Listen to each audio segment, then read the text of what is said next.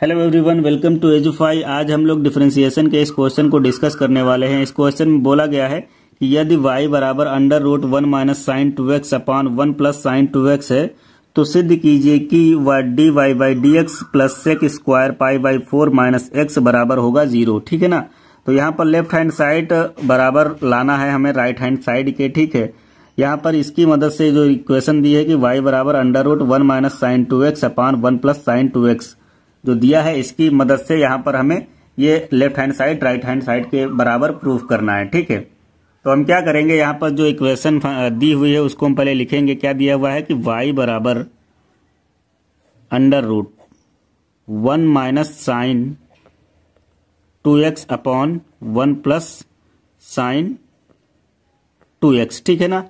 तो यहाँ पर इसका हमें अवकलन ज्ञात करने के लिए, मतलब dy बाई डी एक्स निकालने के लिए क्या है कि यहाँ पर कुछ कन्वर्जन करने पड़ेंगे, कुछ चेंजेस करने पड़ेंगे। ठीक है, तो यहाँ पर जैसे कि इस फंक्शन में, ठीक है, 1 माइनस साइन 2x दिया हुआ है तो हम 1 की जगह पर कुछ वैल्यू रख सकते हैं त्रिकोणमिति की मदद से। ठीक है ना। अगर टेग्नोमेट्री में जाएं तो यहाँ पर आपने देखा होगा कि एक फॉर्मूला होता है cos square x plus sine square x बराबर क्या होता है, 1 होता है। ठीक है ना।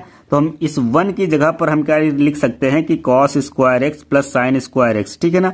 तो यहाँ पर 1 को हम कन्वर्ट कर देंगे cos square x plus sine square x से। ठीक है, वैसे ही यहाँ पर अगर हम साइन 2x का फॉर्मूला देखें त्रिकोणमिति में तो क्या होता है, साइन 2x बराबर 2 sine x into cos X. ठीक है, तो यहाँ पर ये भी एक सूत्र बन के आया है जो त्रिकोणमिति से निकला है, तो वो वैल्यू लाके यहाँ पर रखनी होगी। ठीक है, तो हम यहाँ पर लिखेंगे y बराबर अंडर रूट 1 की जगह पर रखना है यहाँ पर cos square x plus sine square x, तो लिखेंगे cos square x plus sine square x, फिर माइनस लगाएंगे, माइनस के बाद साइन 2x, साइन 2x का मान यहाँ पर रखा जाएगा 2 sine x into cos x, तो 2 sine x into cos X. ठीक है, अपॉन यहाँ पर 1 प्लस साइन 2x दिया हुआ है, तो 1 प्लस साइन 2x मतलब 1 की जगह पर फिर से ये वैल्यू लाके रखनी है त्रिकोणमिति वाले सूत्र से। ठीक है,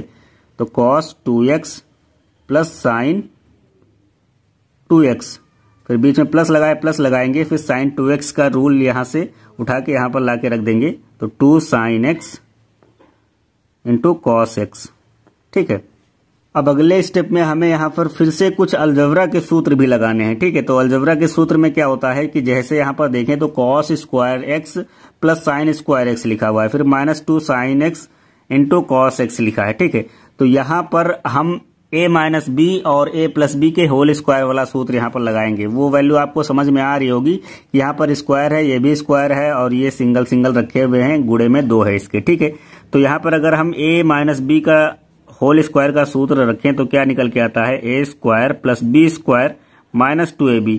कुछ इसी फॉर्म में ये दिख रहा है। अगर मैं a को यहाँ पर cos x मान लूं और b को यहाँ पर sin x मान लूं, ठीक है, तो ये वैल्यू सेम वैसे ही निकल के आएगी। यहाँ पर जैसे कि मैं कह रहा हूं कि a को cos x मानना है तो यहाँ पर cos x मान के चलें, और यहाँ पर b की जगह पर sin x मानना है तो यहाँ पर sin x मान कर चलें। तो यहाँ पर 2ab, जो 2ab होगा वो 2ab के ये 2 sin x into cos x के मान के बराबर ही आएगा। ठीक है, तो यहाँ पर हम a square plus B square minus 2ab की मदद से इसको हम कन्वर्ट कर सकते हैं a माइनस बी के होल स्क्वायर में।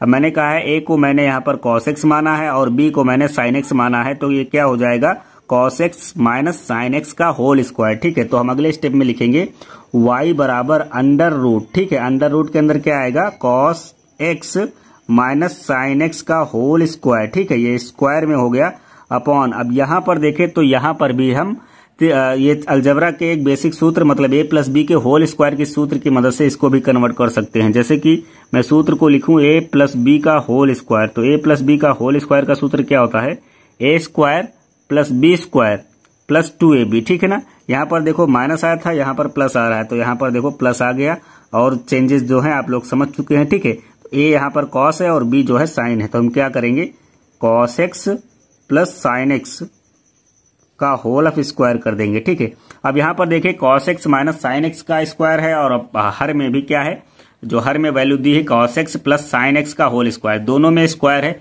तो इन दोनों को हम मर्ज करके इनका होल स्क्वायर निकाल लेते हैं। ठीक है ना, मतलब इनका होल स्क्वायर बना देंगे पूरा कंप्लीट, ठीक है। तो y बराबर क्या आएगा, under root cos X minus sine X upon cos X plus sine X का होल स्क्वायर, ठीक है। अब यहां पर देखिए ये जो वैल्यू लिखी हुई है ये अंडर रूट में है और फिर इसका स्क्वायर भी है, ठीक है ना। ये जो वैल्यू लिखी है इसका अंडर रूट भी है और स्क्वायर भी है, तो ये रूट और स्क्वायर आपस में कैंसिल हो जाएंगे।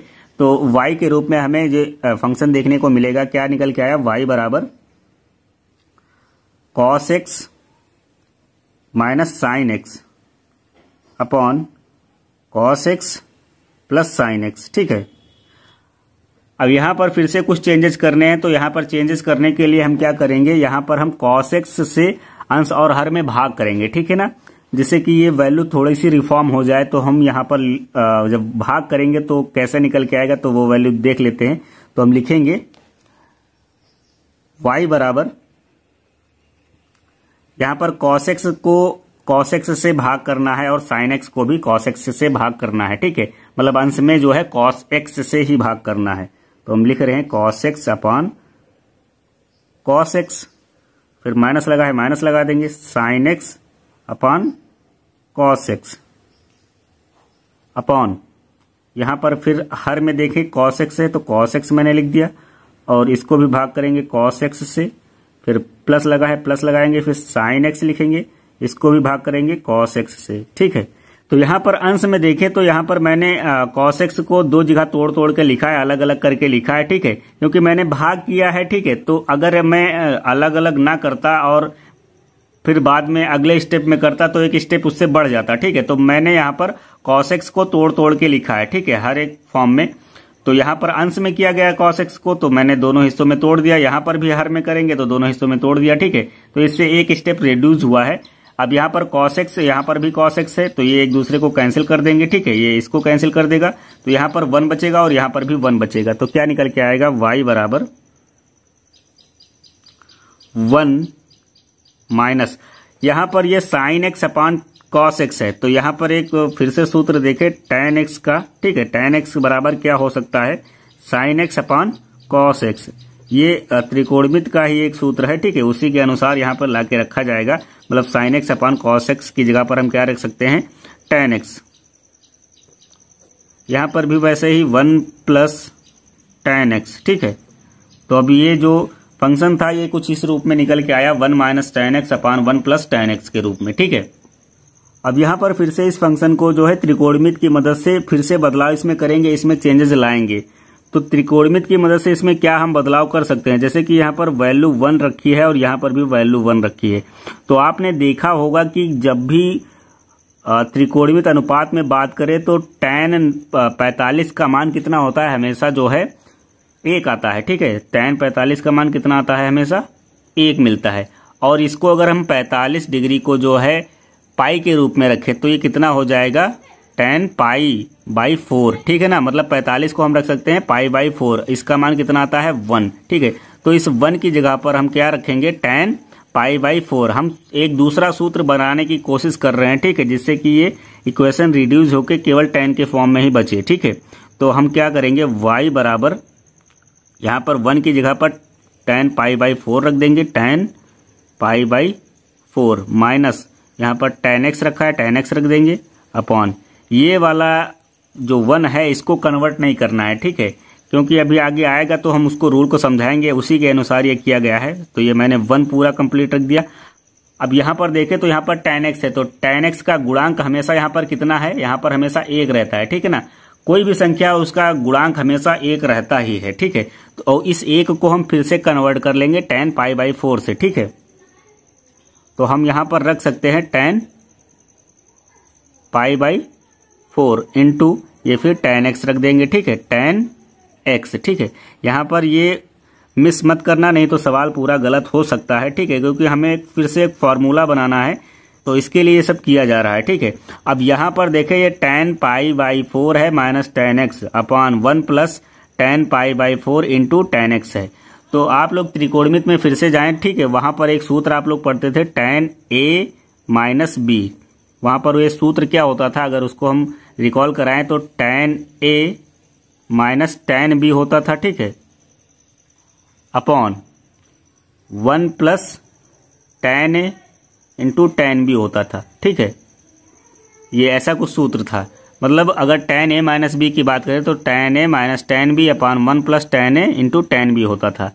ये त्रिकोणमिति का एक बेसिक सा सूत्र है, तो वहीं से ये कन्वर्ट किया जाएगा। ठीक है, अगर हम a को यहाँ पर पाई बाई 4 मान ले और x को यहाँ पर b मान ले, ठीक है, तो ये जो है a माइनस बी के रूप में निकल के आएगा। मतलब tan a माइनस बी के रूप में ये पूरी वैल्यू मुझे मिल जाएगी।